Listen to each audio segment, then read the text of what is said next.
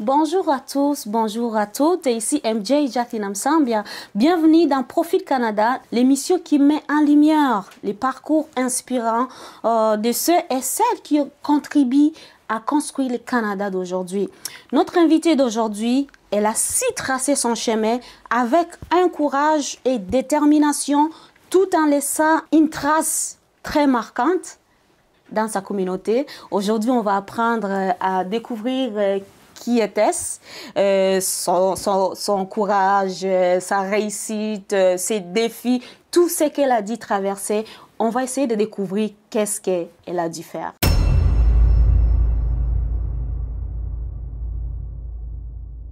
Bienvenue chez nous. Bonjour. Ça fait plaisir de vous avoir dans notre émission. Ça fait plaisir aussi. Merci de m'inviter. C'est quoi votre nom? Ben, pour ceux qui ne me connaissent pas, je m'appelle Eugénie Lord-Océa, la bonté, parce que je suis mère, mariée à un Canadien, un Québécois si je dois dire, Okay. Maman de 3 enfants, 3 grands-enfants je précise, puis grand-mère. Waouh, waouh, waouh. En tout cas, vous êtes très belle. Merci, vous aussi. Vous êtes très chic. Vous aussi, merci. Je me demande beaucoup. comment vous faites pour être comme ça. Bah, écoutez, c'est la grâce de Dieu, si je dois dire. Parce que j'ai rien créé, je suis née comme ça, c'est ma génétique, ma généalogie. En fait. C'est comme ça Dieu m'a créée, donc j'apprécie. Madame Eugénie, nous sommes vraiment ravis de vous avoir sur notre plateau aujourd'hui. Merci. Pour commencer, nous voulons commencer avec votre parcours personnel, après professionnel. Ben, merci. Comme je l'ai dit plus tôt, je suis mariée. Oui. Mère de 3 grands-enfants et puis grand-mère. Je suis originaire de la Côte d'Ivoire. Je suis née dans un petit village de l'ouest de la Côte d'Ivoire. Okay. Puis, oui, après mon mariage, nous avons décidé, mon époux et moi, de vivre ensemble en famille au Québec. C'est ce qui m'a amenée à être ici au Québec.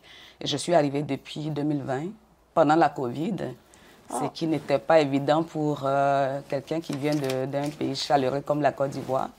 Oui, hein? Mais cela n'a pas été un obstacle pour moi. Effectivement, ça m'a permis de pouvoir m'adapter aussi rapidement. Parce que je suis quelqu'un qui aussi individuel, que je peux évoluer dans un groupe. Alors, pendant cette période-là, il n'y avait pas vraiment beaucoup d'activités. Je ne sais pas, concours de circonstances, quelqu'un m'a contacté pour suivre souvent les panels d'un parti politique et tout ça. Moi, je trouvais ça bien, puis je commençais à suivre. Voilà.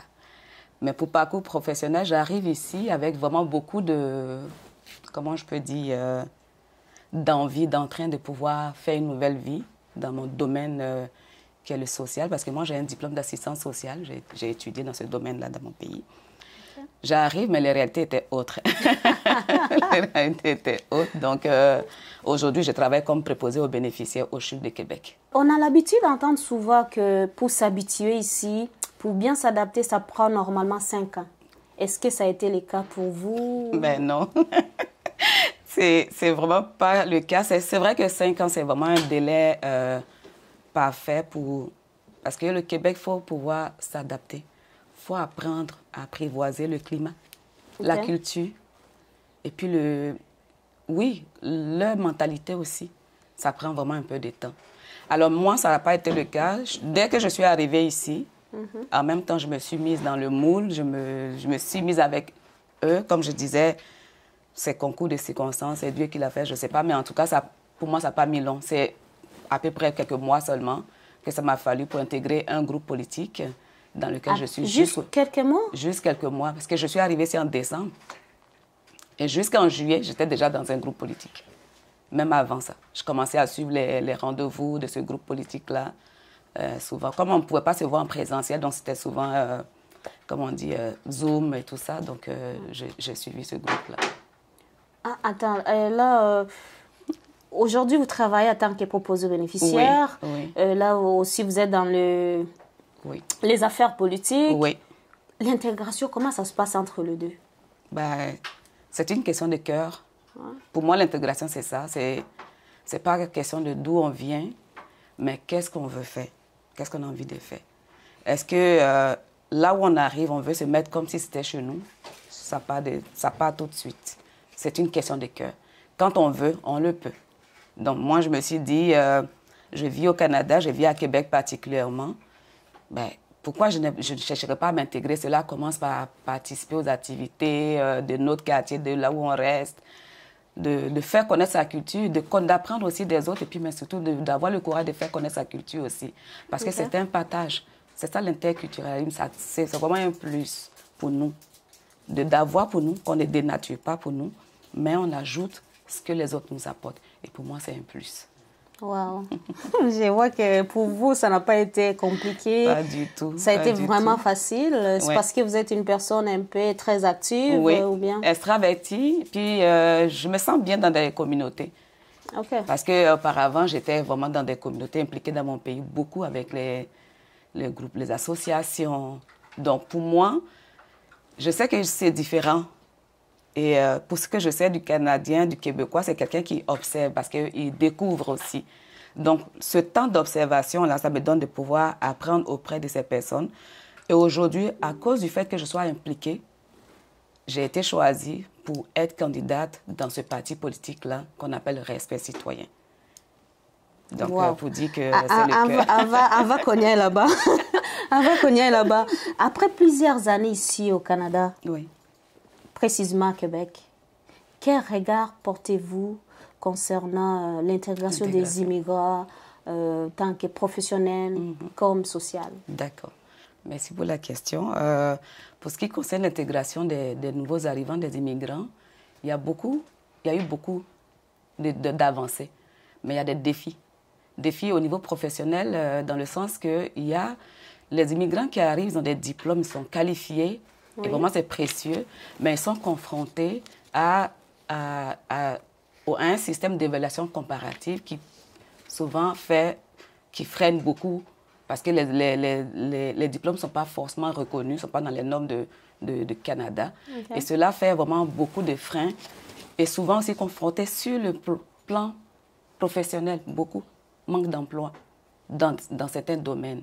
Donc ça, c'est un problème. Mais au-delà, le côté social, il faut dire que le Québec, c'est une terre d'opportunités, une terre d'accueil. Parce qu'un pays qui a un taux d'immigration dans son programme, c'est vraiment à saluer. Et moi, aujourd'hui, ce que je pourrais dire pour nous, les immigrants qui arrivons ici, c'est de faire en sorte que ce côté-là soit préservé. Parce que c'est vraiment un gain pour tous. D'avoir plusieurs cultures, c'est une richesse. Donc voilà un peu côté intégration de l'immigration ici, des immigrants. Et côté travail, selon vous, que pensez-vous que les gens doivent faire pour réussir à surmonter cela? Bon, quand on arrive ici, c'est vrai, il y a plusieurs choix. Oui. Si ton domaine n'est pas le cas, il faut aller se former. C'est important de se former. Quand on se forme, on se donne encore une autre chance de pouvoir être sur le marché du travail. Parce que ce n'est pas ce qui manque au Canada. C'est vrai qu'en Afrique, dans nos pays, on n'a pas beaucoup de choix dans le domaine du travail. Les gens se forment, mais il n'y a pas beaucoup de choix dans le domaine du travail. Et ce n'est même pas évident que dans ton domaine, dans ton pays, que tu puisses être sur le marché, tu puisses avoir du travail. Mais quand on arrive au Canada, qui est un pays très développé, si tu es dans le domaine du social, moi je prends mon cas, si c'est dans le domaine du social, que tes acquis ne sont pas reconnus, ben, tu peux regarder dans un autre domaine, il faut toujours se former. Et en ce sens, moi, je veux me former en politique. C'est vrai, je fais la politique aujourd'hui, mais mon but, c'est de pouvoir me former en sciences politiques pour être compétente aussi. Donc, il faut toujours se former. Et dans ce cas-là, vous prévoyez aller à l'école, à l'université? Oui, ça va être un plus. C'est vrai que j'ai travaillé pour les élections aussi, pendant 7 ans dans mon pays. Mon père était conseiller municipal, oui. C'est pour ça que la politique a été comme... Ah, je vois, c'est comme génétique, quoi. Génétique. Mon père était conseiller municipal, puis le père de mes enfants était candidat à la mairie dans ma région. Donc, c'est vraiment tout ce qui concerne la politique, les élections. J'ai quand même une idée. Pour moi, c'était comme une façon de m'intégrer aussi. Puis bon, c'était une opportunité. Je l'ai saisie. Bon, nous voyons que papa fait un bon travail. Avez-vous évoqué tout à l'heure vos ambitions politiques? Oui. Pouvez-vous nous en parler un peu plus? Et qu'est-ce que la communauté peut faire pour vous soutenir? D'accord. Respect citoyen, c'est un parti politique qui a été créé dans le désir de donner la parole aux citoyens, redonner la parole aux citoyens et redéfinir la politique municipale. C'est recentrer sur les besoins des citoyens. C'est ça la politique municipale. Alors, Respect citoyen a été créé le 4 juillet 2023. Aujourd'hui, le chef, c'est Stéphane Lachance, il se présente aux élections. Okay. Dans ce parti, nous avons 21 candidats dans toute la ville de Québec. Moi, qui suis votre interlocutrice, votre invitée, je me présente dans le coin de Sainte-Foy-Plateau. Alors, ce que la communauté pourrait faire pour moi, bien sûr, c'est de regarder dans le périmètre, dans le rayon de là où moi je suis, de me voter, de me donner vos voix. Mais au-delà de cela, toute la communauté africaine immigrante qui va se trouver dans le périmètre de Québec vont donner leur voix à Respect citoyen pour que le 3 novembre, ce soit Respect citoyen et Stéphane Lachance à la mairie. Ah, c'est le 3 novembre. Le 2 novembre, c'est le vote, puis on est à la ville le 3 novembre. Ah, OK. Les élections, c'est le 2 novembre. Pour les élections, d'abord, pour être électeur, il faut être citoyen canadien, ça c'est sûr. Puis une fois que tu es citoyen canadien, il faut s'assurer qu'on est inscrit sur la liste électorale. Ouais. Puis il faut aussi, si tu es inscrit, je crois, le service Québec, Élections Québec va vous envoyer un mail ou bien des cartons pour vous dire dans vos circonscriptions à quel endroit il faut aller voter. Okay. Maintenant, pour ceux qui pensent que le 2 novembre, ils ne seront pas là, ils ont des voyages à faire, là, il faut aller voter par anticipation le 25 au 26. Pardon, 25-26 octobre. Donc, ça, c'est le vote anticipation une semaine avant. Donc, voilà. Ah, OK. Oui. Donc, nous, ce qu'on a juste à faire, on va attendre qu'on nous envoie des petits papiers là, pour nous indiquer. Oui, normalement, si tout se passe bien avec Post Canada, parce que là, Post Canada aussi en Post grève. Canada est en grève. Comment ça va fonctionner? Comment ça va fonctionner? On va faire un communiqué sur notre site internet, respectcitoyen.org. Okay. Pour donner l'information adéquate aux citoyens. Mais de ce qu'on entend, je ne vais pas aller dans ce sens-là, c'est que si déjà que tu as ta citoyenneté, tu pourrais ne pas avoir besoin du carton pour aller voter. Mais ça, c'est vraiment pas encore précis, fait que je ne veux même pas tenir compte de ça. On espère que d'ici les jours avant que les élections arrivent, qu'on aura quand même plus de détails sur ce domaine-là. Mais je m'attelle à travailler sur ça pour vraiment envoyer les informations précises à la communauté. Ah, OK. Parce que nous, ça sera aussi... c'est très important. Oui, c'est très important pour nous de savoir comment on va faire. Et la communauté, nous sommes là, nous vous regardons, nous vous écoutons. Nous sommes là pour vous soutenir. Ça nous fait plaisir de voir les gens qui s'élèvent pour faire ce que vous faites. C'est vraiment courageux de votre part en tant qu'immigrante du départ. Vraiment, c'est vraiment un plaisir. Et à ce sujet, je vais, si vous me permettez, lancer une invitation aux femmes. Nous organisons une rencontre des femmes un 5 à 7 le 23 octobre. Vous organisez? Oui. Respect citoyen. Toujours dans la politique ou bien? Oui. OK. Et ça sera quoi l'objectif? C'est de rencontrer les femmes pour les inciter à pourquoi elles doivent voter. Parce que nous célébrons le 85e anniversaire de droit de vote des femmes. Donc, nous, on veut marquer ce coup-là pour rencontrer les mamans qui n'ont pas forcément souvent le temps de s'intéresser à la politique parce qu'il faut s'occuper des enfants, il faut s'occuper de la maison, il faut s'occuper de soi qui sont débordées et des fois, elles sont déconnectées de la politique et ne s'intéressent pas. Donc, pour nous, c'est une manière de rallier toutes ces personnes-là pour dire que tout est possible. C'est juste qu'il faut trouver le juste milieu pour pouvoir s'épanouir et puis aller voter, c'est vraiment très important. C'est de donner sa voix, de choisir qui va diriger ta société, de choisir qu'est-ce que tu veux avoir en retour. Parce qu'on est des citoyens, nous subissons la politique. Si on ne la fait pas, elle va nous faire. Donc moi, j'encourage les femmes à s'intéresser à la politique, mais aussi à venir à cette invitation-là. OK. Merci beaucoup, Madame Eugénie. C'est moi qui vous remercie. D'avoir passé ici sur notre plateau. Votre parcours est vraiment inspirant. Je manque les mots à dire. Je manque les mots à dire parce que c'est vraiment un bel exemple pour nous tous. Qu'est-ce que vous pouvez dire pour quelqu'un qui aimerait passer là où vous avez passé? Merci pour la question. Ce que j'aimerais que les gens retiennent, c'est que l'immigration, l'intégration, ce n'est pas une question d'origine, c'est une question de cœur. Si on a le cœur, l'action peut suivre. Et moi, je pense Je suis un exemple. La volonté que j'ai mis, le cœur de pouvoir m'intégrer, m'a pas donné d'attendre 5 ans pour pouvoir m'intégrer. C'est vrai, pour d'autres, ils vont faire 5 ans. C'est un bon moment parce que ça te donne de pouvoir comprendre la société dans laquelle tu es, de t'adapter et de connaître la culture de l'autre et de pouvoir partager sa culture. Et ça passe par s'intégrer dans les activités des quartiers, des réunions, des partages. Peut-être pourquoi pas ne pas organiser... si moi je suis congolaise, que je sais faire du pondou, comme on dit là, je peux organiser un rendez-vous avec quelques femmes pour présenter un rendez-vous culinaire pour manger. Oui, à checker parce que c'est ça. Et à ce sujet, quand on a eu un porte-à-porte la dernière fois, un blitz, moi j'ai fait du jus de bissap qu'on appelle, puis du gingembre que j'ai donné aux candidats qui étaient venus aider pour le porte-à-porte. C'était une belle dégustation. Moi, je pense que c'est une façon de faire connaître notre culture aussi, en étant même à Québec ici. Waouh, waouh, waouh, waouh, waouh. Oh, merci beaucoup encore. Merci à vous. À travers Profil Canada, nous voulons vous rappeler que chaque histoire compte. Chaque histoire compte et que l'intégration, avant tout, est un chemin de rencontre. Ici, dans le Profil Canada, comme vous pouvez le voir, on a été avec une madame qui nous a inspirés, qui t'a inspiré, surtout toi qui me regardes. Madame Eugénie, comment pouvons-nous faire pour vous joindre?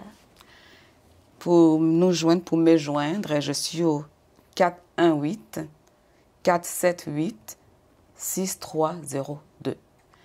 Mon adresse email, c'est eugenielaure.rc@gmail.com. Alors, pour tous ceux qui veulent être membres de Respect Citoyen, vous allez sur le site de respectcitoyen.org pour être membre, pour être bénévole, pour faire des dons. On en a besoin parce que nous sommes un jeune parti qui existe depuis 2 ans.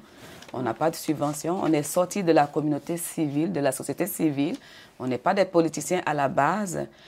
Quand on finit de faire nos affaires, chacun va au travail pour pouvoir payer ses factures. Donc, si ça vous tente de nous soutenir, parce que nous sommes en année électorale, quand vous faites un don de $200, qui est le maximum, vous avez un retour d'impôt de $175. Donc, c'est comme si vous donnez $45 à Respect Citoyen, comme de votre poche. Donc, voilà ce que je voulais dire. Moi, j'ai ma page Facebook, c'est Eugénie Tosea La Bonté. Vous pouvez venir pour vous abonner pour voir qu'est-ce qu'on présente. Merci. Ça fait plaisir. Je peux voir, s'il vous plaît. Ah. Ça, c'est les engagements de Respect Citoyen et les miens aussi. OK. Et l'adresse que vous venez de nous donner, c'est l'adresse du bureau, c'est l'adresse personnelle? Oui, c'est mon adresse personnelle. On n'en a pas pour le bureau? Ben, ça va sur le site en même temps aussi. OK. Oh, merci beaucoup. Merci beaucoup. Mes chers téléspectateurs, nous étions dans Profil Canada. Comme toujours, on a eu les témoignages, les parcours qui nous inspirent, comme toujours. Et j'aimerais juste vous rappeler que Profil Canada, c'est avant tout une rencontre. Une rencontre là où on apprend. On se rend compte que nous sommes capables de faire beaucoup de choses à travers les gens qui ont passé par des chemins différents, comme madame. Je vous dis, toute l'histoire compte. Toi aussi, tu peux raconter ton histoire peut inspirer quelqu'un. Ne vous enfermez pas avec ce que vous savez. Ne vous enfermez pas avec vos expériences, parce que c'est les expériences qui nous donnent courage. C'est les expériences qui nous aident à avancer et à aller plus loin, surtout pour construire notre Canada comme nous l'aimons beaucoup. Restons toujours unis, restons toujours heureux. Je vous aime beaucoup. Vous étiez avec MJ, Jacqueline ensemble, dans Télécan Afrique. Merci à vous. Au revoir.